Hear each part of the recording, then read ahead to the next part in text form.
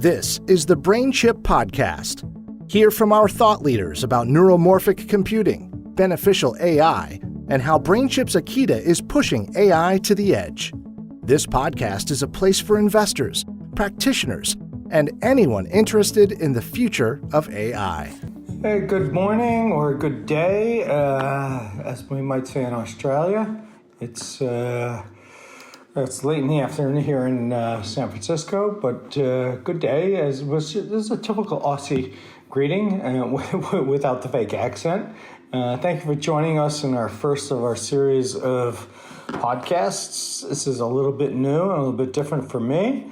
We decided to conduct these podcasts in response to a variety of our constituents expressing a desire for more frequent communication regarding our progress with the development of the Akida neuromorphic system on a chip, as well as our efforts to commercialize both our intellectual property and our integrated circuit.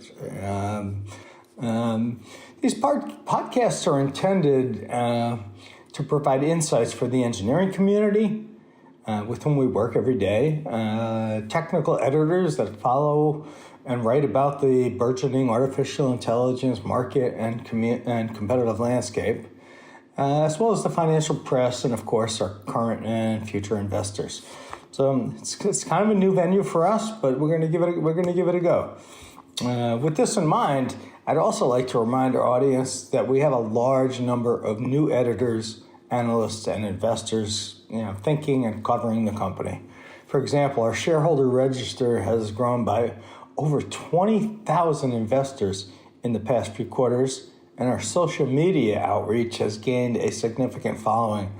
Kind of incredible. These folks may not be as familiar with Brainchip as many long-standing followers, so today may be a repeat or kind of common knowledge for some, but a necessary introduction to Brainchip for others. And so apologies for those that you have been with the company for a long time, and welcome for those that are following the company most recently. Our social media outreach is primarily on LinkedIn and Twitter, and I encourage you to follow us as the ASX releases.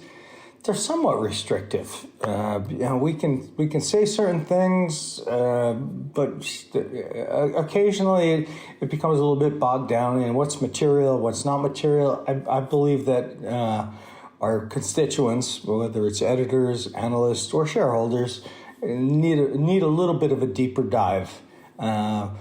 We use these platforms as well as the wire services to kind of augment our formal lodgements with the ASX, which are appropriate, our financial statements, of course. While we provide insights into our progress, it's also important to note that we won't cover any non-public information that has not been released as appropriate to the ASX. That's the nature of our life. As we kick off our first podcast today, we're initiating a series that will occur monthly. You guys have taken me to task because I said it was going to be the first Tuesday of each month. But while we have targeted the first Tuesday of each month, U.S. PST, Pacific Standard Time, or Pacific Daylight Time, respectively, this might be plus or minus a day or two based on holidays around the world or material non-public information that might come out shortly thereafter. And we would not want this podcast to be dated by the time it actually comes out. So bear with us on that. The variability is expected to be limited, but more importantly, serves the purpose, as I said, of our being able to share insights that are important while adhering to our disclosure obligations. Before I start, well, I've already started. Before I start, I would like to talk about the general health of our company. As we all take care and have great concern for the health of our family, friends, and colleagues, I'd like to mention that at Brainchip, we've been both careful and fortunate regarding the COVID pandemic. We have had no reported instances of infection, and our team has worked very well to collaborate by working remotely or maintaining distance when required in the lab. And the lab is a different environment. You can't collaborate on a Zoom meeting in the lab. You actually need to be in the lab. We have a staff on 4 continents, 4 countries: the U.S., Australia, France, and India. So while we work quite literally around the clock, we're very cautious about our work environment as well as engagements with vendors and potential customers. For the benefit of new constituents, stakeholders, as well as those of you that have followed the company for quite some time, many years in some cases, I'd like to introduce here, here virtually, our management team. These are the folks that manage our company and pursue our mission. Literally, day to day, these are the folks that manage the process. So, easy for me. Many of you know me, some don't. I'm Lou DiNardo. Call me Lou, call me Louie. I have 40 years in the semiconductor market, semiconductor industry, starting with analog devices. At the time, it was a small company. I moved to linear technology. Again, was a small company when I arrived. First public company experience at Zycor. Interesting story. You guys can get the backdrop if you'd like, but this was 7 folks that left Intel to start a non-volatile memory company. We sold Zycor to Intersil, and so on and so on. And eventually at XR, which was recently sold to MaxLinear. I did about 6 years in the middle in venture capital investing. Peter Vandermeer, one of our founders and CTO, again, over 40 years experience in the technology development industry. I guess at our age, we're a little reluctant to say exactly how many years that might be, but certainly a couple of decades or more focused on neuromorphic processing. Peter lives kind of in a different world where his focus is really on how does the human brain, or brain in general, process information so efficiently. And he has brought to practice, and we'll talk about Anil Macar in a moment, but he's brought to practice how it is that we recognize repeating patterns, and then we take those repeating patterns, we turn them into information, and we turn them into knowledge, which I'll talk about in a moment or so. Peter's located in Western Australia, probably the safest place in the country, in the world to be right now, and he manages our research institute in addition to his responsibilities as our chief technology officer. Anil Macar, again, another founder and chief development officer. He's got 40 years plus. I have to tell you, I've been doing this for a long time, and Anil is I won't even say probably, he is the best development executive I have ever worked with. The idea that we have taken to practice what Peter visioned and what Anil had to do in practice, and it came out. First time silicon working. I'm not sure I can express to those that haven't grown up in the semiconductor industry just how significant that is. He's built hundreds of integrated circuits, but this, I think, is his most proud accomplishment. He spent time at Western Digital, Connexent, Mindspeed. I could go down the list. New introductions to our team. Rob Telson, great guy, someone which I guess you will all get exposure to at some point, but Vice President of Sales and Marketing. He's one of our best new executives. Rob joined us, I think it was about 3 months ago, after spending many years at ARM and previously at Artisan. He brings a great deal of knowledge and expertise in marketing, advanced intellectual property, and managing the sales and marketing process. When you say that fast, it's easy, but the reality is that marketing advanced intellectual property is a whole lot different than selling off-the-shelf IP. You can sell an interface, PCIe, USB, But selling the core of an intellectual property block is a very, very specialized talent and circumstance. And I think Rob is really up to the task, and we're happy to have him on board. Ken Scarance, he's our CFO. Sometimes CFOs get dismissed as they just keep the books, but Ken is part of our strategic thinking. He's been with us for a bit over a year, I believe. He handles, of course, all of our day-to-day financial requirements and running of the company. But more importantly, in addition, of course, to the ASIC listing requirements and financial statements, but more importantly, he's part of the management team. And as an outsider to the kind of technology bent that most of us have, he can ask some hard questions, and he's been a very, very valuable asset. I appreciate his being with us. And when I talk about our board, we have a very solid board of directors. We have our 2 Australians currently. We have 3, but we have 2 that will persist, that being Peter in Western Australia. Peter's located in Perth, and of course, as I introduced and one of our founders.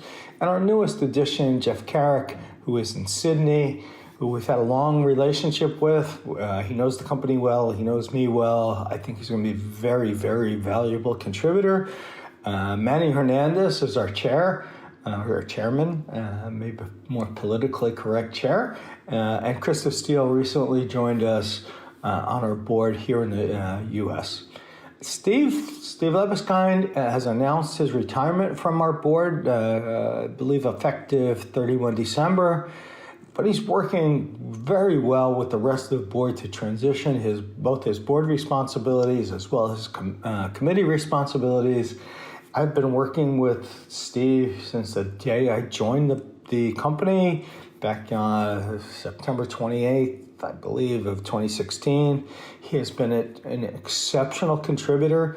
We will remain friends, and everything that he has done for the company has been in the best interest of shareholders. So I would like to thank him personally. A little bit about the company background. Again, I'm kind of revisiting things for existing shareholders or existing constituents, whether they're editors, analysts, or shareholders. But it's important because we have had such a phenomenal growth in our shareholder base that we touch a bit on our company background. Brainchip, since its inception, has been dedicated to the pursuit of neuromorphic processing.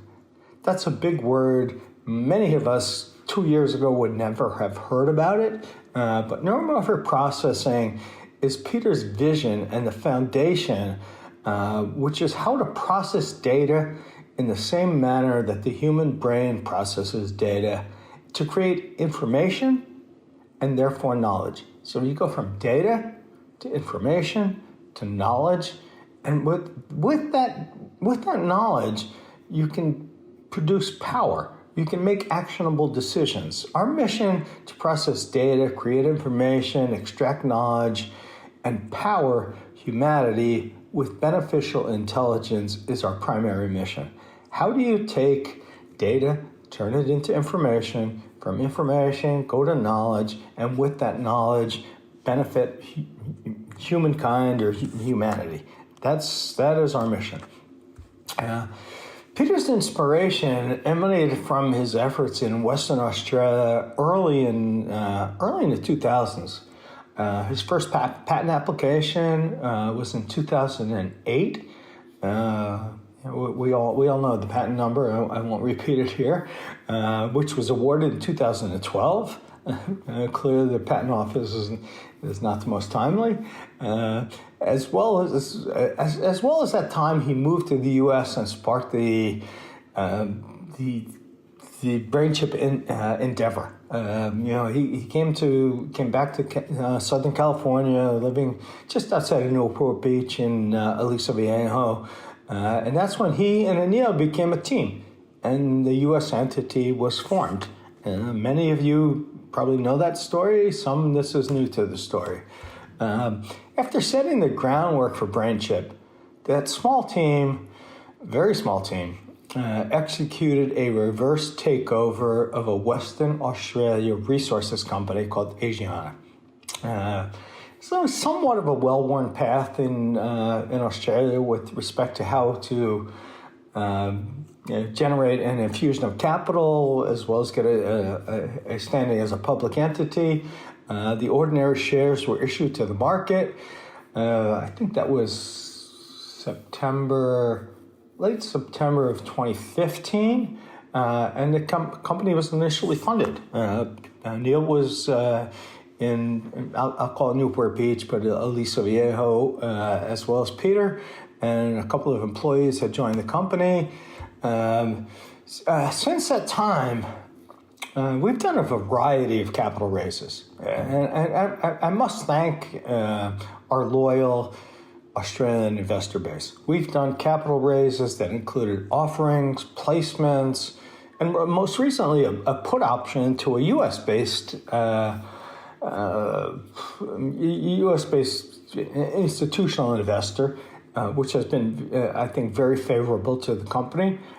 We closed last quarter with a bit over $20 million in cash, and we currently have an operating cash flow outflow of approximately, $2 million to $2 million per quarter. But of course, we have a little bit of capital expense that lays on top of that. But on a run rate basis, $2 to $2.2 million is kind of our current cash outflow. So, look, basically, we're well funded, and we have a very loyal investor base. So, with respect to how does the company march forward, paying its bills, frankly, it's not an issue. We're well funded. We've got a loyal investor base. We have $20 million in cash. We burn $2 to $2.2 million a quarter, and we have, as I'll speak to now, we got significant and marquee potential customers in the offing. I'm going to step back just for a moment and talk about a little bit more about the background of the company. In late 2015, so those of you that have been with the company for a while, you will remember, and for those that are new, we introduced a test chip called SNAP64, Spiking Neural Adaptive Processor 64. It demonstrated the capability of neuromorphic processing. It was not a commercial event, but it demonstrated that with the proper or the most advanced neuron model, that you could implement neuromorphic processing in silicon. And this may sound strange, but while Intel and IBM were taking all of their resources to try to do the same thing, Peter, and at the time Neil as well, implemented SNAP64 and demonstrated that we could do neuromorphic processing, that is processing without sequential languages and a CPU or a GPU, but we could do neuromorphic processing in silicon, standard logic processing, and do it very efficiently. Somewhat unlike what Intel and IBM introduced with True North or Loihi. Then in late 2016, we acquired Spikenet, a company in Toulouse, France. They were implementing a very similar theme, but they were doing it exclusively in software. And our belief at the time, and this actually predates me, it was 2 weeks before I joined the company that the transaction was closed. But they were implementing in software kind of the same approach to let's look at spikes. Let's look at events. That's only what's important. And in their case, they were processing and software on a CPU. But we found that approach to be very valuable to our better understanding of how to take a hardware implementation and leverage kind of the software mentality to get us to where we are today. So we subsequent to acquiring Spikenet, what was really important and we executed was to acquire the rights to a patent that the founders of Spikenet had filed through the Toulouse Technology Transfer Organization, we call them TTT, for an STDP, and I'll go a little bit into kind of the technical morass here. STDP is fundamentally what we work on. It's spiking time-dependent plasticity. It is how our brains work, and it is what we've attempted to mirror in silicon. The learning rule that we acquired from TTT is called JAST. Anyone can go back and look at our prior press releases or ASX announcements. And I thought when I joined the company and we had just gone down this path, I thought JAST was going to be, some very technical acronym. Not so. It's actually Jerome, Amir, Simon, and Timothy.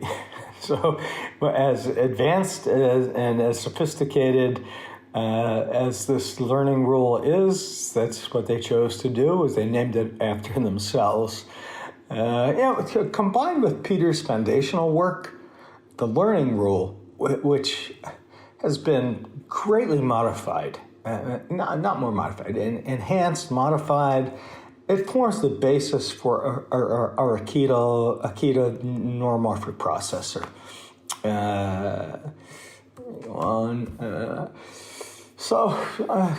Kind of backing up, Akida, and this was another one of Peter's brainchild. Akida is the Greek word for spike. To some extent, that sums up our technology. Our neuromorphic processor handles data as spikes. That is, only important data is processed. Non-zero activations are ignored.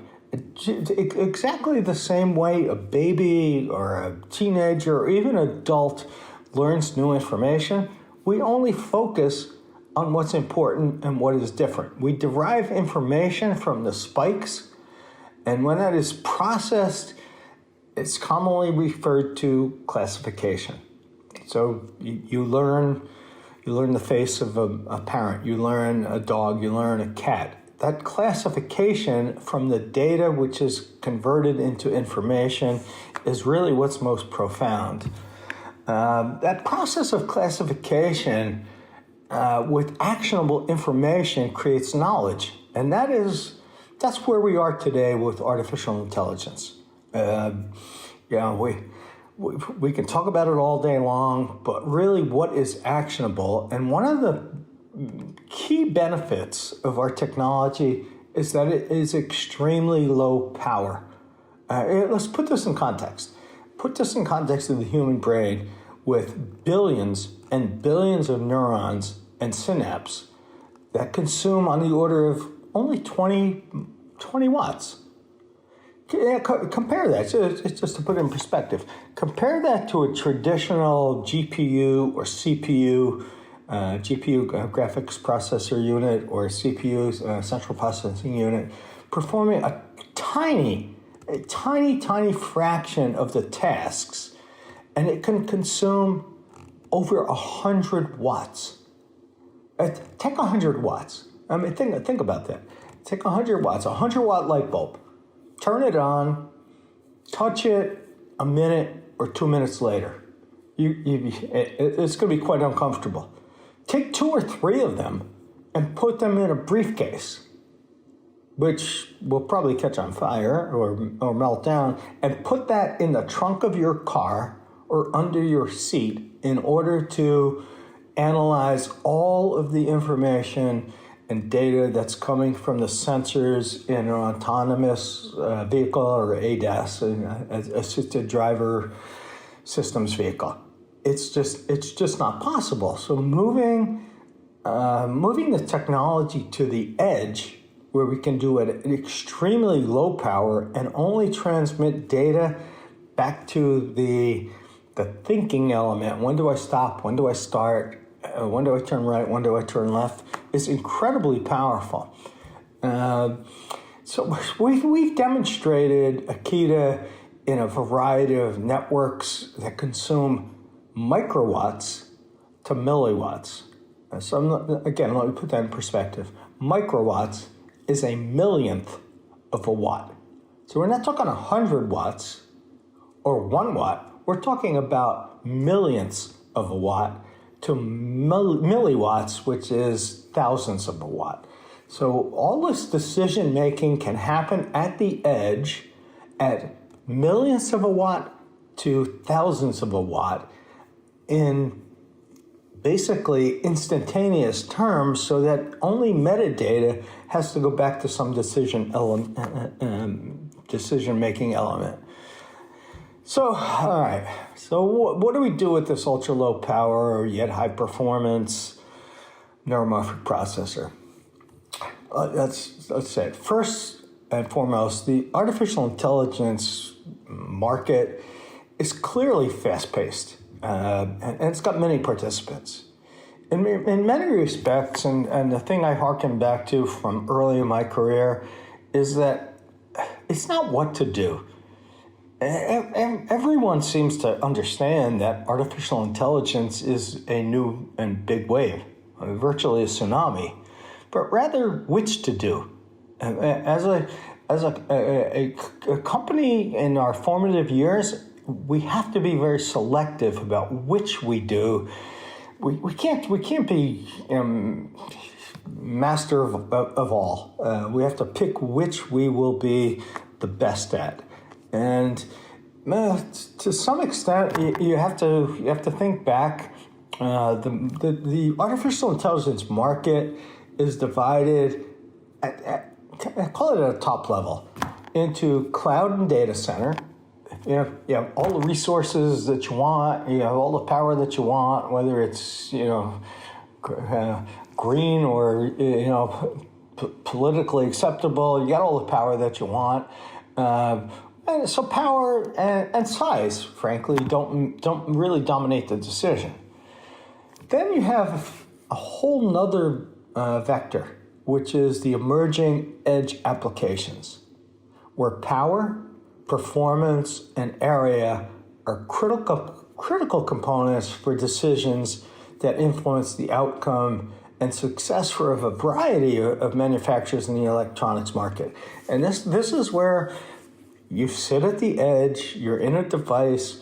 Power is critical, and I'll talk about this, I think, again in another moment.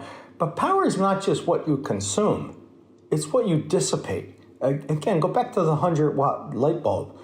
The 100-watt light bulb consumes a certain amount of energy, but it's very inefficient, and that inefficiency is demonstrated in the heat that it generates. So imagine putting 300-watt light bulbs in a briefcase and throw it in the trunk of your car. That's essentially what autonomous vehicles are doing today. And they air cool with fans. In some cases, they water cool. But essentially, you are processing unnecessary and too much information in that central processing or GPU, graphics processing unit. That's really not necessary. And that is what our opportunity and market really is made of. So this ultra low power, yet high tech neuromorphic processor, it's clearly a fast paced market. What we really have is important to note. I guess that this, for some of us, this could be kind of a little bit too deep in the weeds, but I think it's important to recognize that we are focused exclusively as a company with our technology. We're exclusively focused on AI edge. Go to the edge, process and analyze the data at the edge. Don't send it back in its entirety to a central processing unit or graphics processing unit. And so it's important to note that in that regard, Akida is a complete processor. It's not an accelerator. It doesn't just do math. Akida is a complete processor. It doesn't require an external CPU, central processing unit, or GPU to tell it what's it doing, or external memory. In situ, we do everything that's necessary to analyze the data and send back only that data which is actionable to whatever the processing unit might be. Additionally, and I'm sorry I might stumble here, additionally, Akida also provides functionality that does not currently exist. No matter how much processing power you have, whether it's in the trunk, under the seat, in an airplane, it doesn't really matter. On-chip learning, in fact, incremental learning, which is even maybe more important, allows users to learn with a trained network. We all have to go through training. You have to have your data set, you train, you extract features. But the ability to learn on chip and learn incrementally when a new classifier or a new object or some new stimulus comes around the corner is absolutely unique to Akida. There is nothing that does what Akida can do, which is in situ, sitting in a device. It could be in a bumper of a car, could be in the front of a drone, could be in a robotic device, could be in some home automation appliance. When a new object, what we call classifier, is introduced, we can learn without having to go back to the cloud or a data center and retrain the entire network. That is revolutionary. This gives a system designer the ability to create basically the equivalent of the five senses. With Akida, incremental learning, on-chip learning, you can recognize the five senses. You can see, you can hear, you can smell, you can touch, you can taste.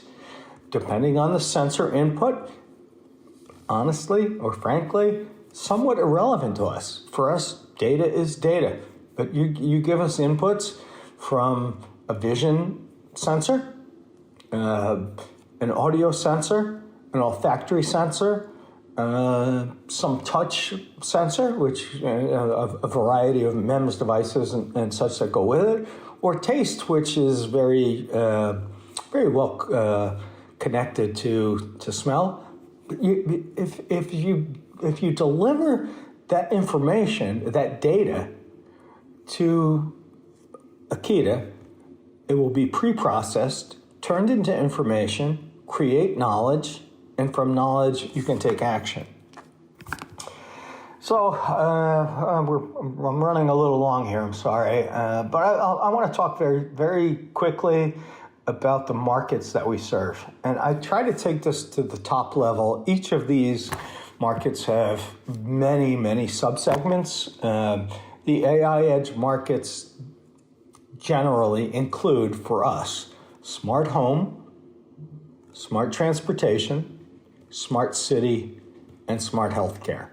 And as I said, each of these clearly have many, many subsegments, but it really is where we bring our focus. When we look at those as kind of top-level markets, the Tractica report that we previously referenced many, many times indicates growth through 2025, so it's going to call it 2019 through 2025, which assesses the edge AI market. Actually, it's called the AI edge market, but the edge AI market at over $50 billion US. If you think about that from today, their report shows about 4 billion. Frankly, I'm not sure where the 4 billion is. It could be home automation, the Amazon Echo, could be cell phones, but the growth from 4 billion to 50 billion in the next 5 years is substantial growth, which we believe we have an exceptional solution given ultra low power, high performance, and limited area or real estate. We'll talk about the markets a little bit more in general. This year we introduced an early access program as we were coming to the point where silicon was coming out of wafer fabrication. We had lots of inbound traffic. We instituted an early access program because we do need to, in some extent, we need to be selective. You want to align yourself with those customers that are most likely to be successful. It's a matter of efficiency. The early access program, we call them qualified customers in that they know what they're doing. They have either got a CNN or they have some vision of where they want to go. And they can use our Akida development environment, which is a simulation tool, to provide confidence to themselves or to build confidence that this is a path they want to go down. But the Akida, the early access program, it's not for free. You can go on our website through a variety of vehicles, and you could download our development environment. But the early access program is a paid-for environment. It's not intended to be, some big profit maker. It's really intended to have customers step up and have a little skin in the game, so that when we dedicate resources, they get that technical support, they get the evaluation board, they get the device on the evaluation board, but we know that they really have more than a slight interest. Through this early engagement process, we've engaged with customers who, again, they pay for the tools, they pay for the evaluation board and the support. Our first engagements have been in the automotive industry, they call it drone or aeronautics industry, as well as home automation. Those are the first engagements, but that doesn't really cover the spectrum. But if you harken back to my comments about smart homes, smart healthcare, smart transportation, and smart city, those are the likes of the potential customers or those that have actually engaged in the early access program and provided a purchase order. I'm going to talk about product development now. At this juncture, we're working on devices that have been manufactured from our multi-project wafer. Multi-project wafer, it's an interesting migration to go to full production. A multi-project wafer is you get a slice of the pie. So it's like a pizza. There are 8 slices. We get 1, 7 others participate, but it was an opportunity to expedite getting silicon in hand and to validate our design, at the same time control costs and mitigate risk. Worked exceptionally well for us. I could not give more highest regard for the engineering team and Anil managing that team. Our silicon from the multi-project wafer came out and worked. We're talking about a very complex, highly integrated device that to get through first silicon, and there's always bugs here or there, none of which were anything significant. But to have first-time working silicon with this number of gates and the complexity of Akida, I've been doing this for 40 plus years. I don't even want to talk about it, but I've never seen anything as efficient and as effective, and I think Anil and his entire team really deserve great accolades. Let me move on a little bit. So, all right, so where are we? We started with a multi-project wafer. We got our units. We've been able to deliver evaluation boards to significant potential customers that have signed up for the EAP. But we have transferred to SocioNext our logic design. We call it RTL, Registered Transfer Logic, but we have transferred to SocioNext, which is our manufacturing partner, formerly Fujitsu Microelectronics and Panasonic. We have transferred the final design files. They will do place and route, basically build the blueprint, and from the blueprint, they will then transfer to TSMC the final files, which all of us old guys call tape out. There's no tape involved at this point. They're file drops. And then TSMC will make the masks and they'll do wafer fabrication. It's a 28 nanometer logic process, a standard logic process. It's a well-worn path. And TSMC is a leading, probably the leader, I don't know if I should say that, but a leading high-quality foundry partner. Maybe the best in the world as an independent. You have, IBM does, when they have excess capacity, they'll do some wafer fabrication, or Intel may do the same thing. But as an independent foundry, Taiwan Semiconductor Manufacturing Company, I'll date myself, but I think going back 30 years, they had become the preeminent and dominant player in foundry services. 28 nanometer,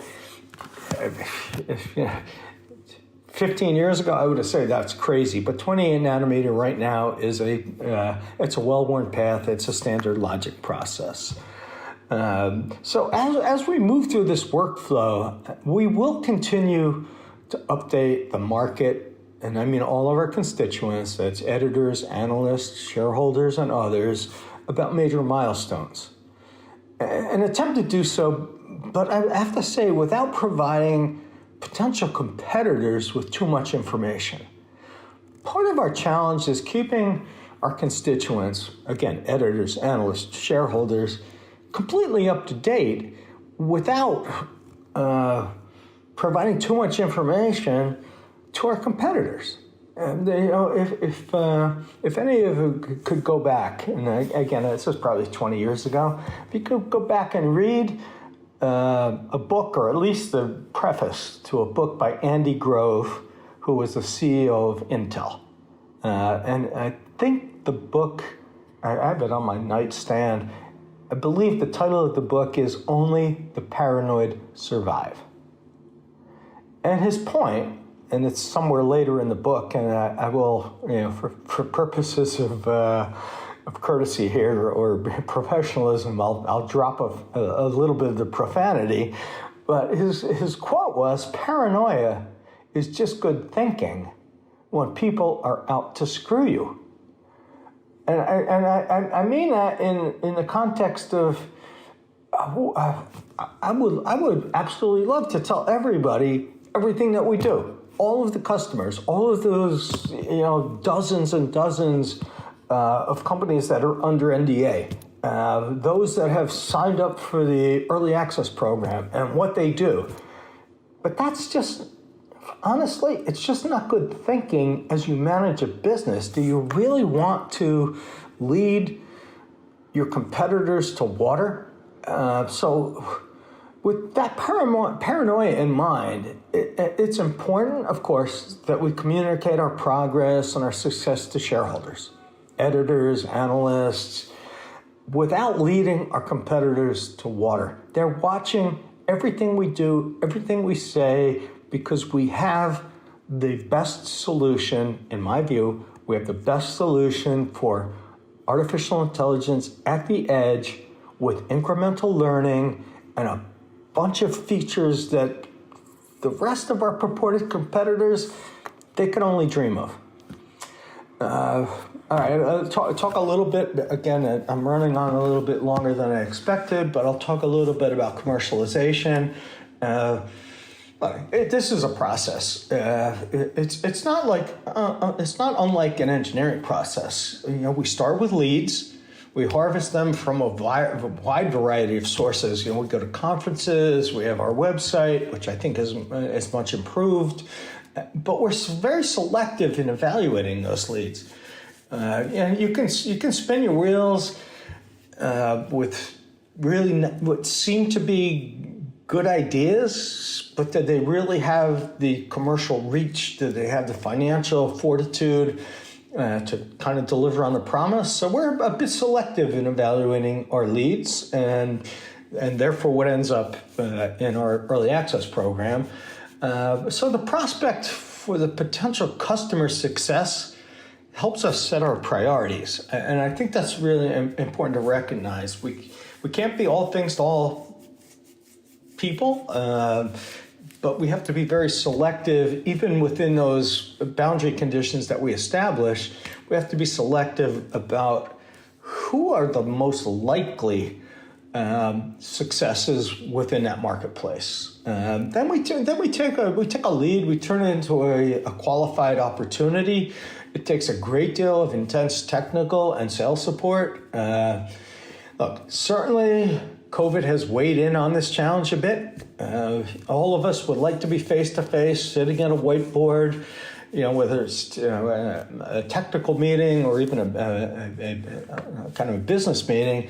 We'd like to be standing at a whiteboard talking face-to-face. But I think everyone's become accustomed to using Zoom, Teams, WebEx, whatever the venue is of choice. I do have a funny or ironic saying that I use every time I get on a Zoom meeting, which is hang up before you stand up, which has become a common theme as many people are taking meetings all times of the day. I can start at 3 a.m., 4 a.m., and there are a lot of people that I'm sure they have their shirt on, but they might be in their pajamas. So hang up before you stand up has become a common theme. But look, this is not optimal for a revolutionary technology in an emerging market. But I do think that what we have is so compelling, and everybody's, again, become accustomed to this new way of meeting that I think we're doing quite well. So again, after qualifying a potential customer, and I mean truly qualifying, it's not like, is it a business, they have an address. This is truly qualifying. Do they have the technical competency or at least the intellectual curiosity to engage? Our next step is full engagement. And we're building our team. Our target markets and customers, they vary very widely of their understanding of AI. And some have implemented traditional neural networks with convolution as kind of the dominant approach. Many have found, particularly in edge applications, that the power, performance, and area required by those traditional approaches just doesn't work. And they've come to us, or we've approached them, because Akida really solves this conundrum with the added benefit of incremental learning. So you get ultra low power, you get performance that's on par, area that is not that doesn't impugn the integrity of the design, and you get incremental learning. So what we're finding is a very receptive audience. All right. So what do you do once you've got a qualified potential customer? We look to them to tell us or work with us to define their network. What network do they, as a potential customer, what network do they think is most appropriate to solve their challenge? And I have to tell you, sometimes our team looks at it and says, no, that's not the right network. There's other ways to do it. Sometimes we say, yeah, that's a great network, and here's how we can improve upon it. And we port it to the Akida device, or in some cases, we do it through the Akida development environment because it might be intellectual property, which is going to eventually be included in some system on chip or highly integrated device that the potential customer might use. Again, we don't control their success. At this point, we are culling through the data, the information that we have, which markets we believe Akida, our intellectual property or device are most appropriate for, and which potential customers are most likely to win. So we chase, and I know this term might be a little foreign to some of our investors, we chase design wins. We cull through prospects, we qualify, and then we go to that engagement point where we put a lot of resources to win a design. We don't control the success of our customers, but we do enable our customers to be successful, and I think that is most important to recognize. All right, let me finish up here because I think I'm running on a little long. So look, at the end of the day, our mission is to proliferate the Akida solution. And I could call it technology, I could call it a device, but it is a solution. It could be intellectual property, it could be a device. Some will just look at our software and see the incredible value in smart home, and that has a variety of subsegments. Smart transportation, again, a variety of subsegments, and I'll touch on this for a moment because I think when we talk about smart transportation, everybody, me included, we kind of veer towards what's going on in autonomous vehicles, what's going on in driver-assisted vehicles. Peter, to his credit, while he's inventing, is also very well grounded in the commercial success of our company. And smart transportation includes things like preventive maintenance. Take a situation we're dealing with in Western Australia for analysis of vibration in the bearings in a railroad car.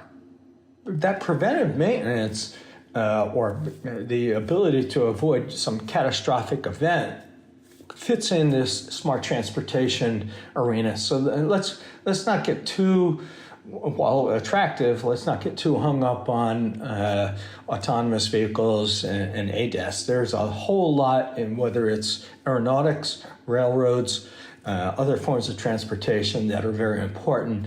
Smart city, I think everybody recognizes, is surveillance in particular, because that's kind of what we all think about.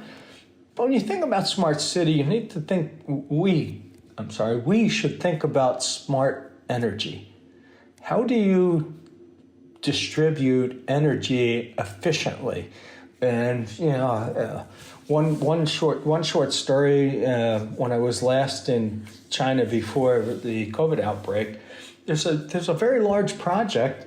Because the Chinese government does not want people burning coal in their homes, and they're trying to incentivize the movement to smarter electrical services. And their ability or their desire to look at the data, and I don't think it's terribly intrusive, but to look at the data of what's coming out of a home.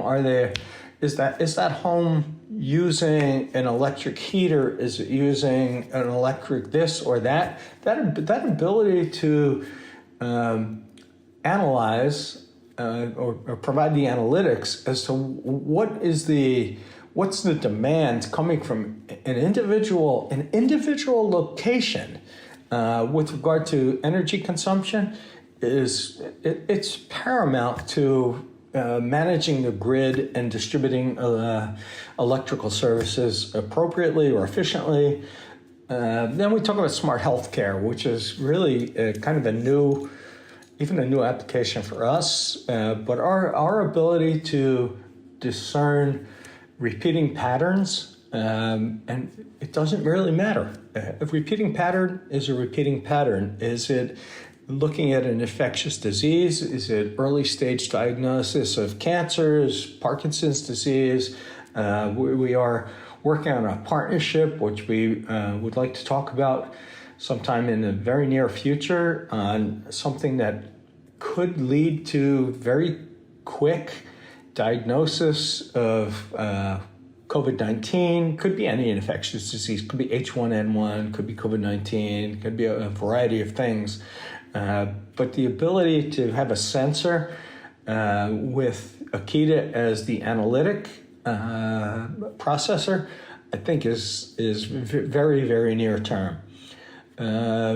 So look, of course, when successful, and I don't say if, but I say when successful, all of our shareholders will benefit through these gains in the value of our company, providing solutions for the improvement or the furthering of humankind, mankind, medical,